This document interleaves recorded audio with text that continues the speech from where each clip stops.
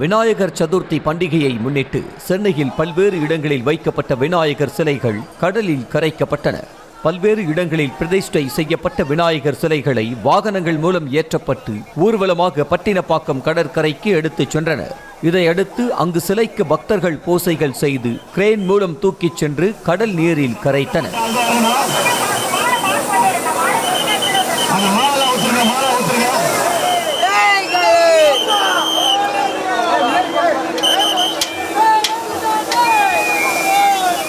சென்னை திருவல்லிக்கேணி சாலையில் ஊர்வலமாக எடுத்துச் செல்லப்பட்ட விநாயகர் சிலை ஒன்றின் தலையில் இருந்து கிரீடம் திடீரென விழுந்ததால் பரபரப்பு ஏற்பட்டது.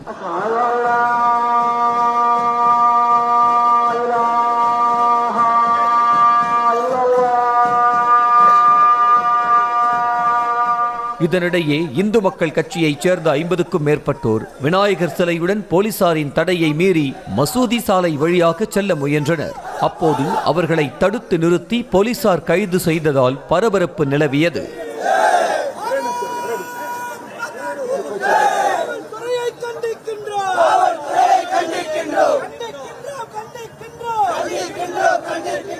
சென்னை தாம்பரம் பகுதியில் விநாயகர் சதுர்த்தியை முன்னிட்டு வைக்கப்பட்டிருந்த விநாயகர் சிலைகள் வாகனங்கள் மூலம் ஊர்வலமாக கொண்டு செல்லப்பட்டு பாலவாக்கம் கடல் பகுதியில் கரைக்கப்பட்டன.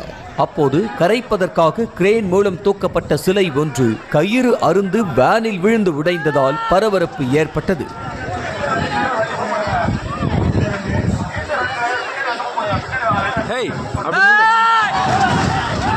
சென்னை வண்ணாரப்பேட்டை பகுதியில் பிரதிஷ்டை செய்யப்பட்டிருந்த 100க்கும் மேற்பட்ட சிலைகள் போலீசார் பாதுகாப்புடன் ஊர்வலமாக காசிமேடு மீன்பிடி துறைமுகத்திற்கு எடுத்துச் செல்லப்பட்டன. அங்கு துறைமுக வார்ப்பு பகுதியில் ராட்சத கிரேன் மற்றும் டிராலி உதவியுடன் கடலில் சிலைகள் கரைக்கப்பட்டன.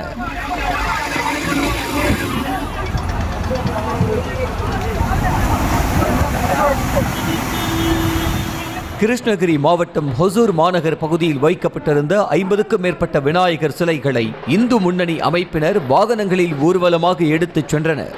ஆட்டம் பாட்டத்துடன் சிலைகளை எடுத்துச் சென்று ராமநாயக்கன் ஏரி மற்றும் தர்கா ஏரியில் கரைத்தனர்.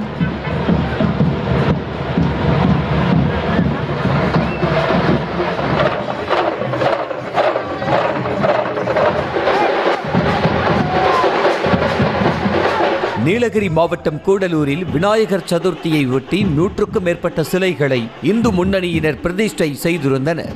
இதைத் தொடர்ந்து சிலைகள் வாகனத்தில் ஏற்றப்பட்டு ஆட்டம் பாட்டத்துடன் முக்கிய வீதிகள் வழியாக பலத்த போலீஸ் பாதுகாப்புடன் ஊர்வலமாக எடுத்துச் சென்றனர்.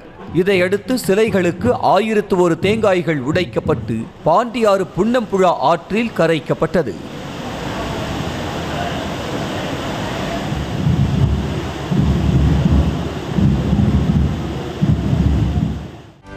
செய்திகளை உடனுக்குடனும் துல்லியமாகவும் தெரிந்து கொள்ள சப்ஸ்கிரைப் பண்ணுங்க.